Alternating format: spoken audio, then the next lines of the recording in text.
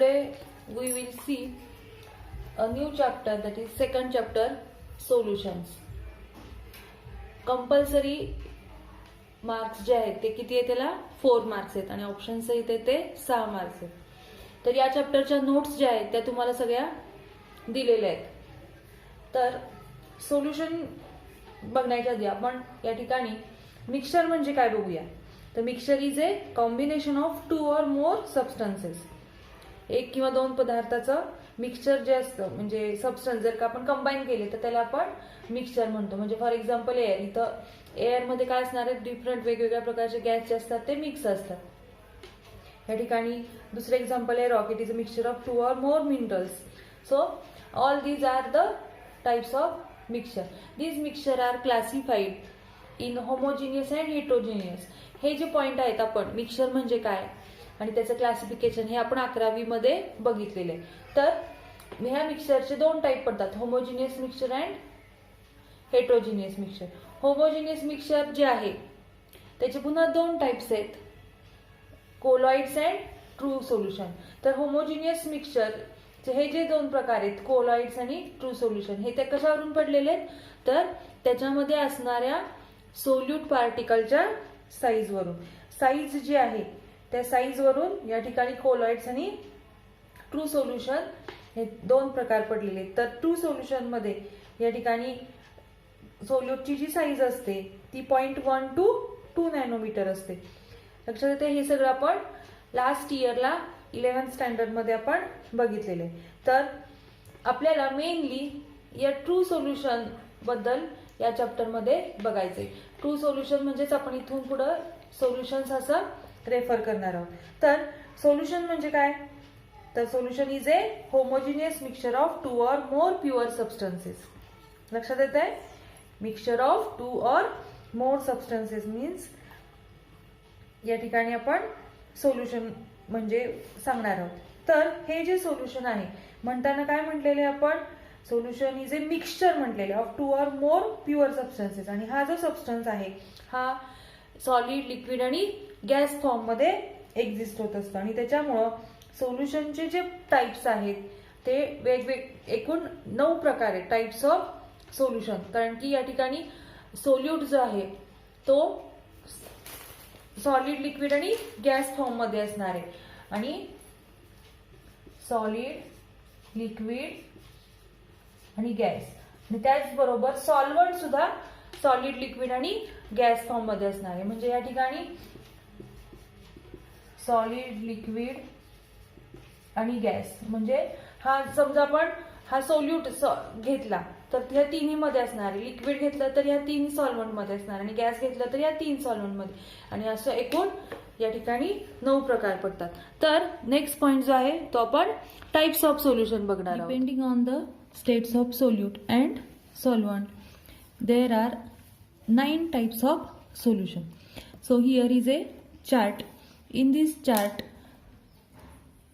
there is a state of solute and state of solvent. So first here solid means state of solute and liquid means state of solvent. We called it as solid in liquid.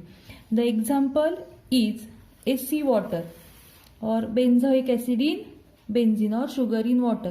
Sugar in water म्हणजे solute जे आहे ते sugar आहे आणि water जे आहे ते या ठिकाणी सॉल्व्हंट आहे. म्हणून याला आपण काय म्हणणार आहे, तर सॉलिड इन लिक्विड. त्याच्यानंतर दुसरा टाईप आहे सोल्यूट सॉलिड आहे आणि सॉल्व्हंट पण सॉलिड आहे, दोन्ही पण सॉलिड आहे. सॉलिड इन सॉलिड म्हणायचं त्याला. याचं एक्झाम्पल आहे मेटल अलॉय. अलॉय म्हणजे या ठिकाणी 2 ते 3 मेटल जे आहेत ते आपण या ठिकाणी कंबाईन करतो, मग त्याला म्हणायचं अलॉय. त्याचं एक्झाम्पल आहे ब्रास आणि ब्रॉन्झ. हे आपल्याला माहिती आहे एक्झाम्पल. ब्रास म्हणजे काय आणि ब्रॉन्झ म्हणजे काय. कॉपर प्लस झिंक म्हणजे ब्रास आणि कॉपर प्लस टीन म्हणजे ब्रॉन्झ. त्याच्यानंतर तिसरं टाईप आहे solid in gas. Solid solute state झाली आणि लिक्विड जी आहे ती गॅस जी आहे ती सॉल्व्हंट स्टेट झाली. सॉलिड इन गॅस याचं एक्झाम्पल आहे आयोडीन इन वॉटर. चौथा टाईप आहे लिक्विड इन लिक्विड. दोन्ही पण सॉल्यूट आणि सॉल्वंट हे लिक्विड आहेत. याचं एक्झाम्पल आहे इथेनॉल इन वॉटर. आणि याचं दुसरं एक्झाम्पल पण आपल्याला माहिती मिल्क, हे आपण 11वीमध्ये पाहिलेले आहे. त्याच्यानंतर पाचवा टाईप्स आहे लिक्विड इन सॉलिड. याचा एक्झाम्पल आहे amalgam of mercury with metal किंवा आपण याला मर्क्युरी इन सिल्वर हे पण एक्झाम्पल देऊ शकतो. सहावा टाईप आहे liquid in gas. Chloroform in nitrogen. Chloroform जो आहे तो लिक्विड फॉर्ममध्ये आणि नायट्रोजन जो आहे तो गॅस फॉर्ममध्ये. त्याच्यानंतर सातवा जो टाईप आहे तो आहे गॅस इन लिक्विड. याचं एक्झाम्पल आहे CO2 in water, carbon dioxide in water किंवा ऑक्सिजन इन वॉटर. आठवा टाईप आहे गॅस इन सॉलिड म्हणजेच H2 इन पॅलेडियम. H2 हा गॅस आहे, पॅलेडियम हा सॉलिड आहे. आणि लास्ट जे आहे ते आहे गॅस इन गॅस म्हणजेच या ठिकाणी एअर. गॅस म्हणजे एअरमध्ये वेगवेगळ्या प्रकारचे गॅस असतात, म्हणजे ऑक्सिजन नायट्रोजन हे एकत्र असतात, त्याला आपण गॅस इन गॅस म्हणलेले.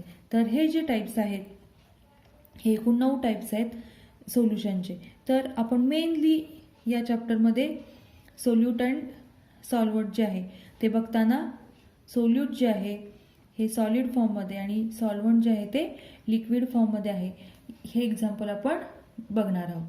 तर नेक्स्ट पॉइंट बघणार आहोत capacity of solution to dissolve solute.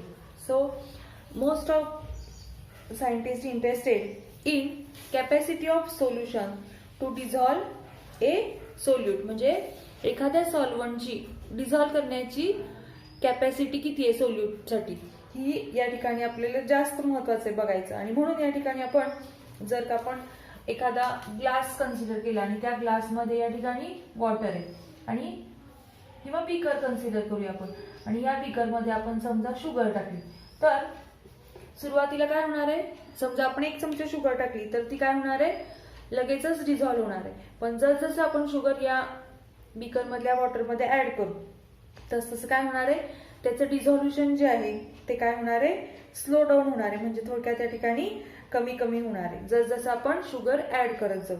आणि एक ऍडिशन ऑफ सोल्युशन आपण सोल्यूट एका ठराविक रेंज पर्यंत आल्यानंतर किंवा एक ठराविक पॉइंट येतो आणि त्या पॉइंटला काय होणार आहे, तर ही जी शुगर आहे ती पाण्यामध्ये डिझॉल्व्ह होणार नाही.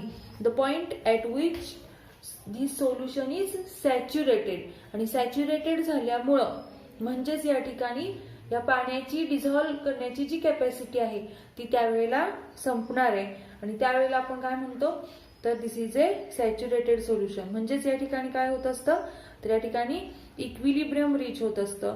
जास्तीत जास्त सोल्यूट जे आहे ते या सॉल्व्हंटमध्ये डिझॉल्व्ह होत असतं. आणि म्हणूनच आपण या ठिकाणी काय म्हणत असतो, तर सोल्यूट प्लस सॉल्व्हंट,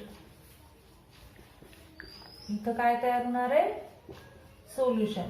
आणि हा जो एरो आहे हा एरो काय सांगतोय, तर इक्विलिब्रियम तयार होत आहे. तर इक्विलिब्रियम म्हणजे काय, तर या ठिकाणी सोल्यूट आणि सॉल्व्हंट डिझॉल्व्ह झाल्यानंतर इथं तयार काय होतंय, सॅच्युरेटेड सोल्युशन तयार होतंय. पण जर का आपण एक्स्ट्रा या ठिकाणी शुगर ऍड करू तर पुन्हा काय होणार आहे, सोल्यूट आणि सॉल्व्हंट जे आहेत ते या ठिकाणी वेगवेगळे होणार आहेत. आणि म्हणून या ठिकाणी इक्विलिब्रियम कंडिशन तयार होते. त्या इक्विलिब्रियम कंडिशन म्हणजे काय, तर the number of solute molecules जे आहेत ते या ठिकाणी सोल्युशन मधून वेगळे होतात आणि त्याच्यामुळे तिथं इक्विलिब्रियम तयार होतं. तर ज्या वेळेला आपण सोल्यूट आणि सॉल्व्हंट ऍड केल्यानंतर सोल्युशन तयार होतं, पण एक पॉइंट जो येतो ज्याला आपण काय म्हटलेलं आहे, तर सॅच्युरेटेड सोल्युशन म्हटलेलं आहे. तर सॅच्युरेटेड सोल्युशन म्हणजे नेमकं काय लक्षात आलं, सॅच्युरेटेड सोल्युशन म्हणजे maximum amount of solute dissolved in a given amount of solvent at a given temperature. एका ठराविक अमाऊंट ऑफ सॉल्व्हंट मध्ये एक ठराविक amount of maximum amount of solute at definite टेम्परेचरला डिझॉल्व्ह होत असतं, त्याला म्हणायचंय सॅच्युरेटेड सोल्युशन. जर का या सॅच्युरेटेड सोल्युशन पेक्षा म्हणजेच या ठिकाणी इक्विलिब्रियम कंडिशन पेक्षा जर का आपण सोल्यूट एक्स्ट्रा ऍड केला तर तिथं जे सोल्युशन तयार होत असतं ते कुठलं असतं, तर सुपर सॅच्युरेटेड सोल्युशन तयार होतं. लक्षात येते?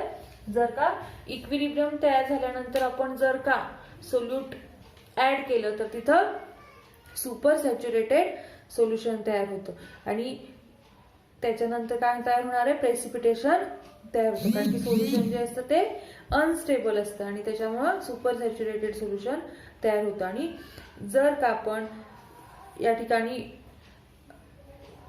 एक्स्ट्रा पण ऍड केले काय सोल्यूट मॉलिक्युल्स, तर पुन्हा सोल्यूट जो आहे तो डिफरन्शिएट होतो आणि तिथं पीपीटी तयार होते, म्हणजेच या ठिकाणी प्रेसिपिटेशन तयार होतं आणि प्रेसिपिटेशन तयार झाल्यानंतर त्याची सोल्युबिलिटी जी आहे ती कमी कमी होते आणि सुपर सॅच्युरेटेड सोल्युशन जे आहे ते सॅच्युरेटेड सोल्युशन मध्ये तयार जातात.